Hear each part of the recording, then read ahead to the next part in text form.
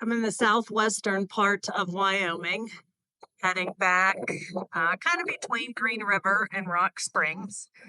I'm coming back from Salt Lake City. And this is the majority of the landscape on the southwestern, really going into the central part of Wyoming. Pretty desolate, not very many trees.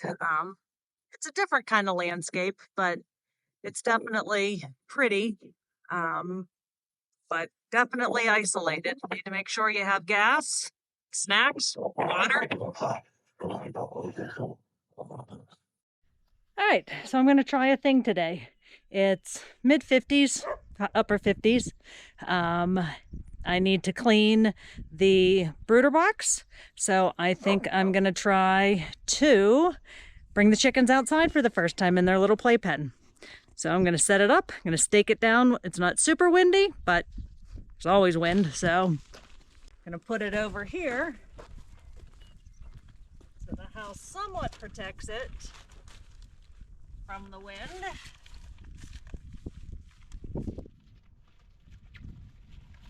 That's kind of like a sail. And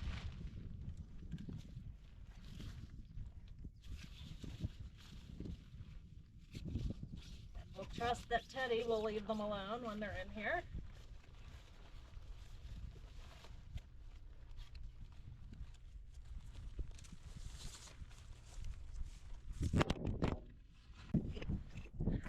It'd be super cool if this thing would ever stay upright.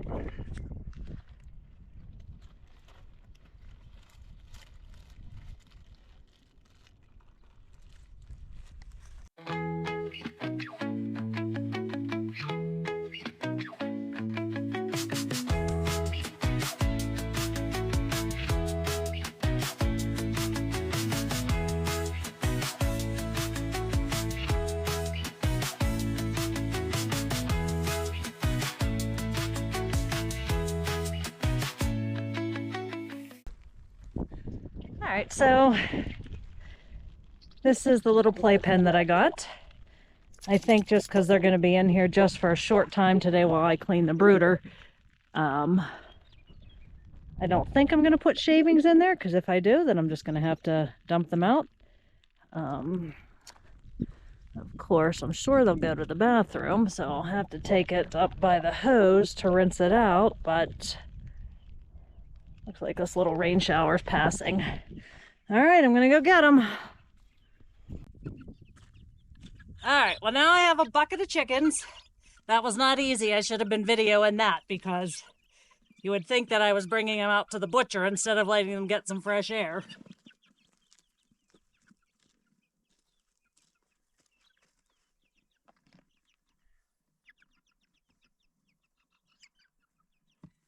Hello, see?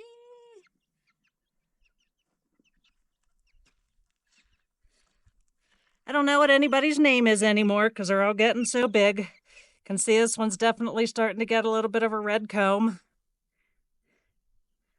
Starting to get some like pretty golden feathers. So the big kid feathers are golden.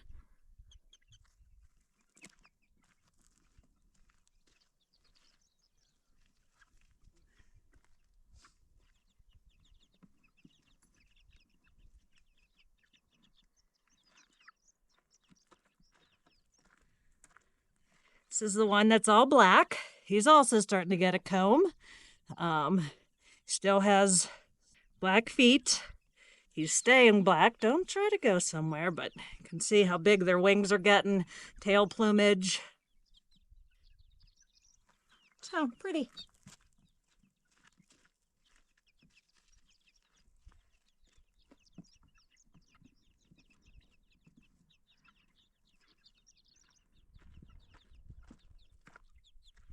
This is another one that was yellow. This one, pretty white feathers. This is one of the smaller ones of the mix, but also getting a comb. Everybody's getting combs almost. Pretty big feet.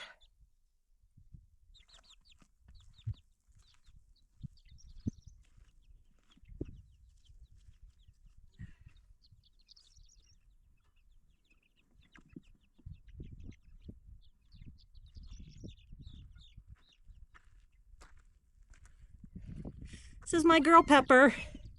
She's the only one that's been letting me visit with her on a regular basis. But her little black spots that helped identify her early on are starting to go away. She does not have a very pronounced comb, so super hopeful that she's a girl. Smaller feet. Super sweet though.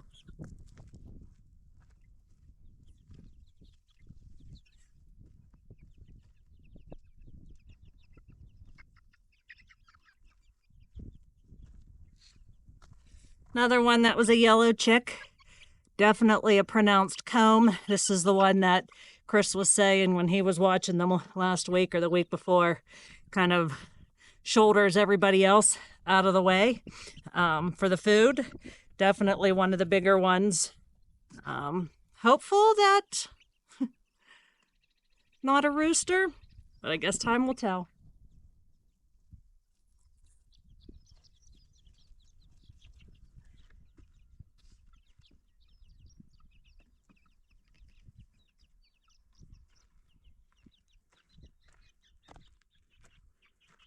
This is one of the pretty black and white ones. Also getting a comb, pretty big feet. Oops. Wanting to fly away every time I open the brooder. But I'm going to start getting them outside, start handling them more so that they get used to being handled. They're fine once I get them, but we're getting there.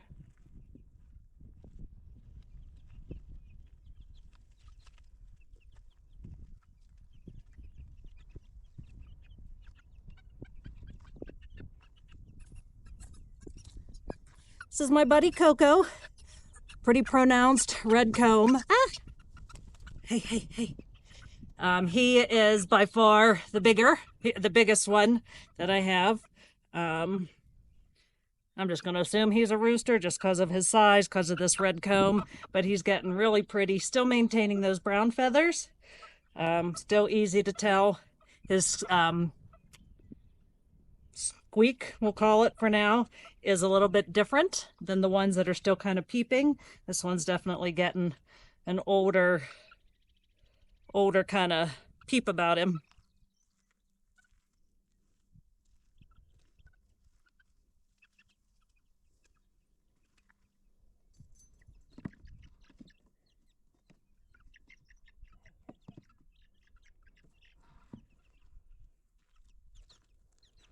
And this crazy one was the last one I got out of the brooder. Also black and white. Little bit more speckles on this one's head. Also getting a pretty pronounced comb. I do know that hens sometimes have combs too, so I still think it's a little too early to tell. This is definitely the most skittish of the group, so we'll keep working on this guy.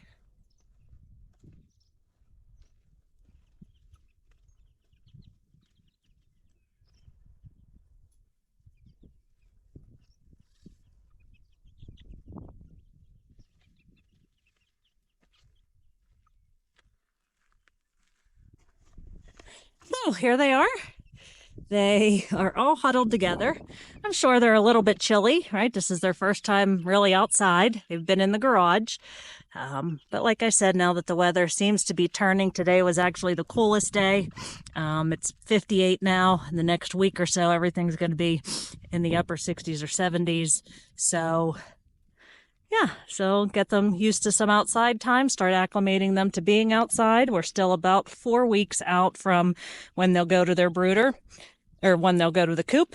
But yeah, so I thought this would be the easiest thing to clean out their garage brooder box. So I'm going to transition inside now and hope they don't blow away.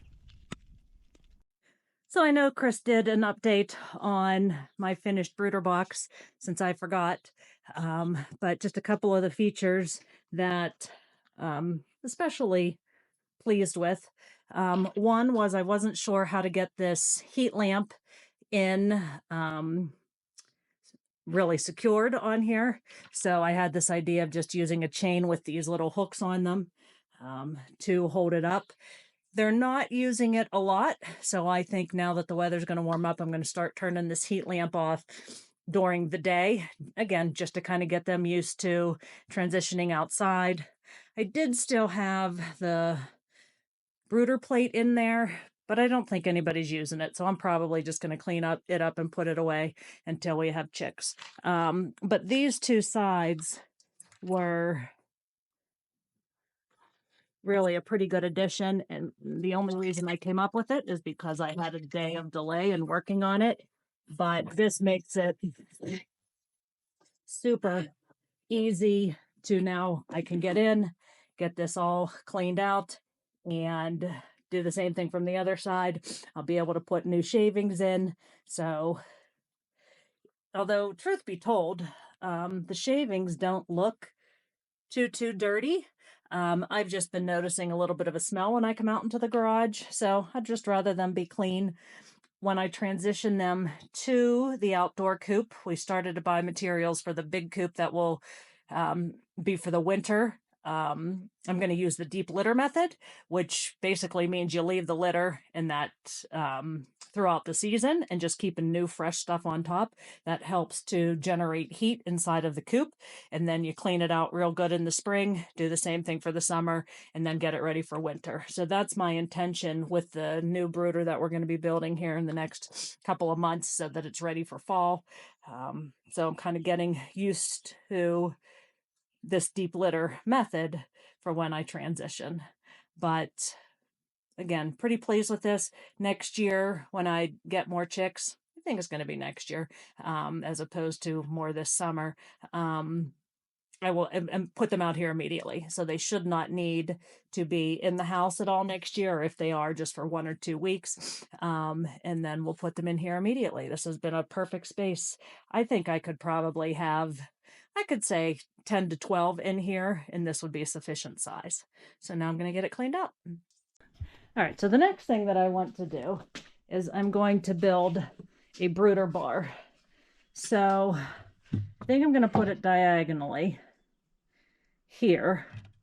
And the way that I'm going to do that is I'm just going to jerry rig something here in terms of cutting off the angles. Then I'm just going to tack a little piece of wood on both sides and just lay this on top to give them an area to start brooding.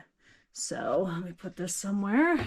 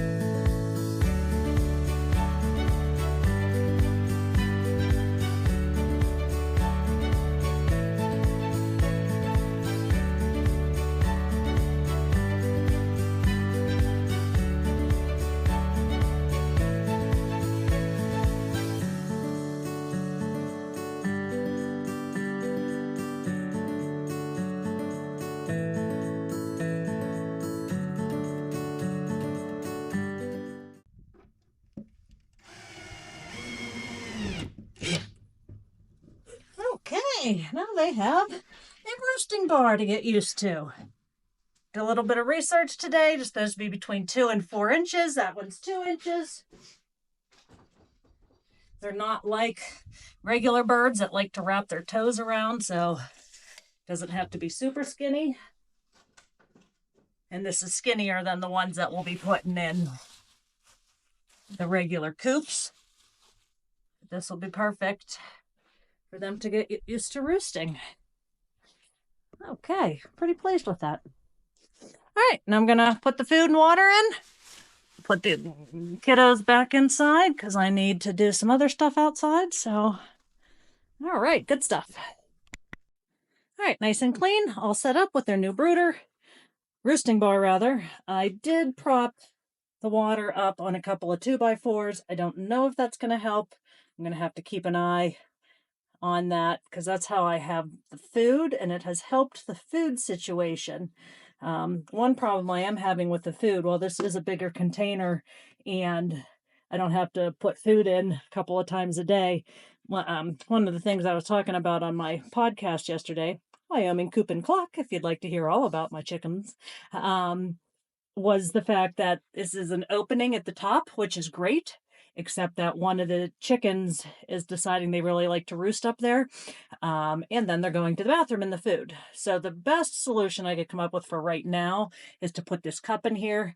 Not sure what else I could use, but I'm still thinking of possibilities to cover that hole. It's certainly nice to be able to fill their feed without taking the container out, but it's been a challenge to keep them from going to the bathroom. I am going out now with some mealworms to try to bribe them to like me. So I did add some grit for when they come back. If they don't end up eating these mealworms out of my hands, I will just sprinkle them around and let them forage. So the only heat source is still going to be the heat lamp. I will leave this still in the brooder box tonight because it's going to be in the 30s tonight. But then after that, I think I'm going to move the heat lamp outside. Maybe I'll wait till we get back because we're camping this weekend. So maybe after camping, when I can keep an eyeball on them, I'll remove that from the actual brooder and take it out again, just to start to acclimate them. All right, let's go try to bribe them with mealworms. They have not moved from this corner. They have made a mess by going to the bathroom, but we anticipated that. So now I'm going to see if I can bribe them a little bit with some mealworms. Not sure how well this will stand up to keep an eyeball on what's going on here. Oh, maybe we'll do it this way. All right, who wants some treats?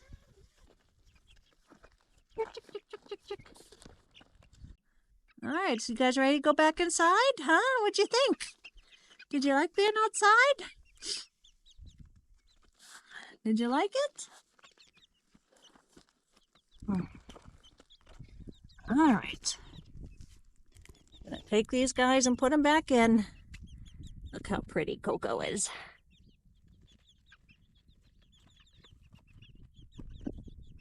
All right, friends, time to go back. So today is one of those days that I'm trying to knock out a bunch of projects. So I bought some flowers last week. I think the danger of frost is over, so I'm going to start planting in my new little planter box. Here's a little update on my grass situation. While it is not as nice as I would hope it would be a month after rehabbing this area, at least I do have grass, and even in the spots that it looks patchy, there are some strands coming up. So it's never going to be grass like I had in Ohio and Pennsylvania. But if it could be mostly grass, like the rest of the fields, I'd be content with that. All right, what I'm going to work on today is filling these 2 beds. So when we closed on the house last fall, this area had grass in it. So one of the first things that I did, and I use the word grass loosely because it was mostly sandburs, dug all of that out. And now I bought a couple of plants. I did plant some bulbs. I think I planted about 60 bulbs in here in the fall. And I see the signs of 4, maybe 5 bulbs coming up. But that's okay. I know it usually takes a couple of years. So I am going to put a couple of plants in here. I did not purchase anything yet for this container, but I did purchase some flowers for here. I also purchased some mulch that I'm going to use after I plant the flowers, mostly because when I water, the dirt has a tendency to spray all over the house. So I want the mulch to theoretically keep the moisture in and keep the dirt from spraying on the house when I water. So this is the before. I will do an after I get them planted. This is the assortment of flowers and plants that I purchased. They need a little bit of water. They've been in here for a couple of days. So now I'm going to get them in the ground, give them a good watering tonight. Most of these are annuals. I've got some peppers and tomatoes for the garden. Need to get some more of those. The hosta is a perennial. The peony is a perennial. Columbine's a perennial. And whatever this thing is, I can't remember. But I thought it was pretty. What is this? This is I don't know, it just says flowering. Oh, here it is. variegated Weigela. So these are the things that I'm going to get planted today. And obviously my peonies need watered big time. So get them in the ground, get the mulch down, and start watering. Update on a couple of small completed projects. Got some flowers planted finally in this container that I made. There's my 4 small vegetable plants. Sad little plants ready to go into my raised bed in the back. Need to add to that. Dogs don't like me talking to the camera over. This is the bed that I finished yesterday. Really happy with how this turned out.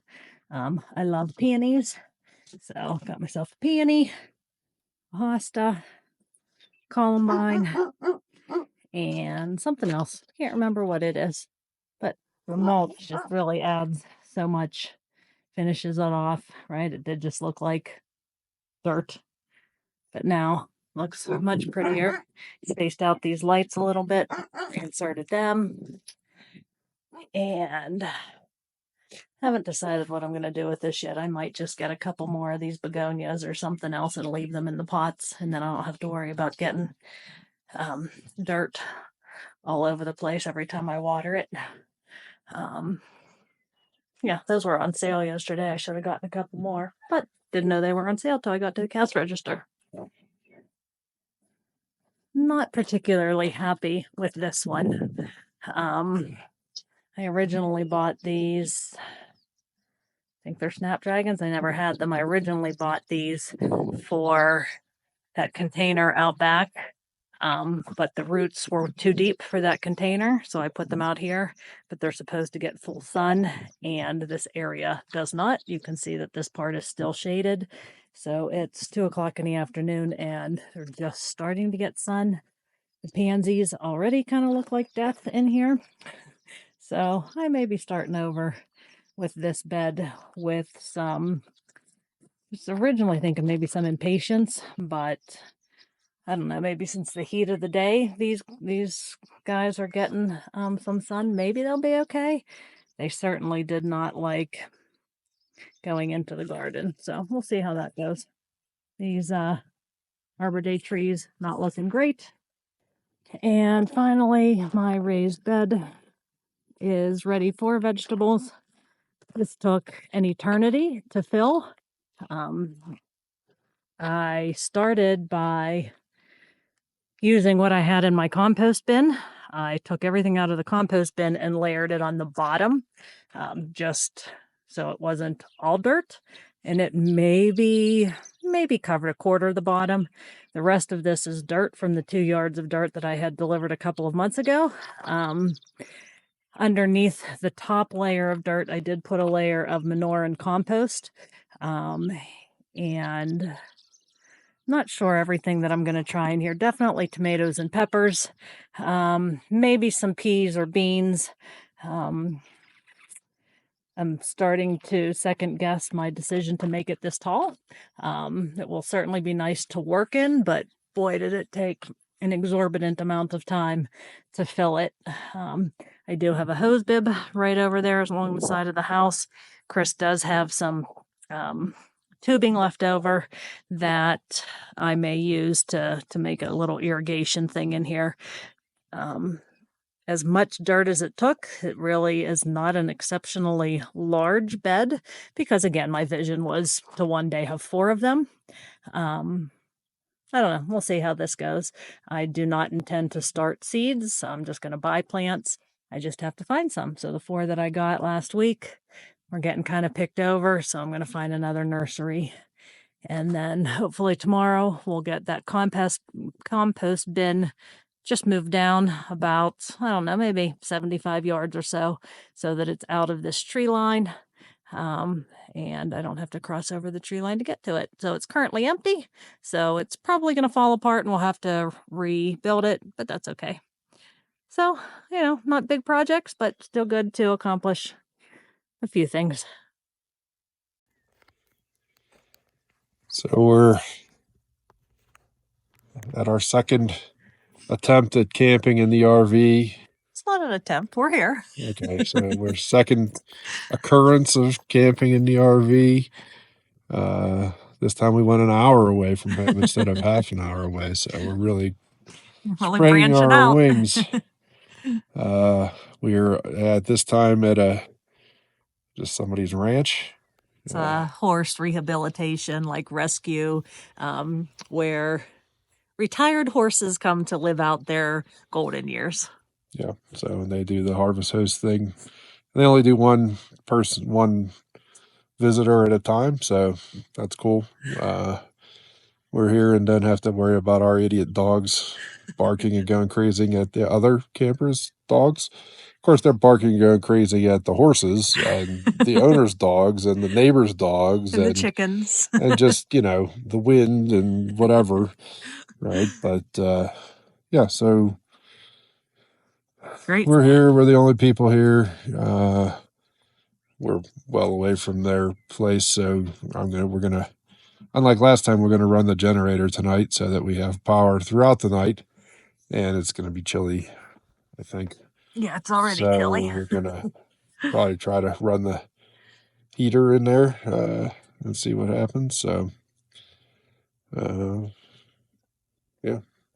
Yeah, harvest this toast. goes- We've only done 2, but they've been really good so far. If this goes well, next weekend we're going to go camp on our land up by Casper because Kim has something she has to do in Casper, and rather than run a hotel and her go by herself, maybe we'll all go. But it's just been busy all day, which means I have to sit on our land, With our the bare dogs. and windswept land with all 4 dogs and keep ourselves entertained all day long. But we'll see. We'll see how it goes tonight if I manage to sleep at all. We didn't get a new mattress or a topper yet, so I'm not really looking forward to sleeping on that bed. Yeah, but if we're going to sleep there 2 nights next week, and maybe we'll get one this week. But we'll see how it goes tonight. And hopefully we'll have power all night and not have to worry about it. And Sky wants to be in the video, so.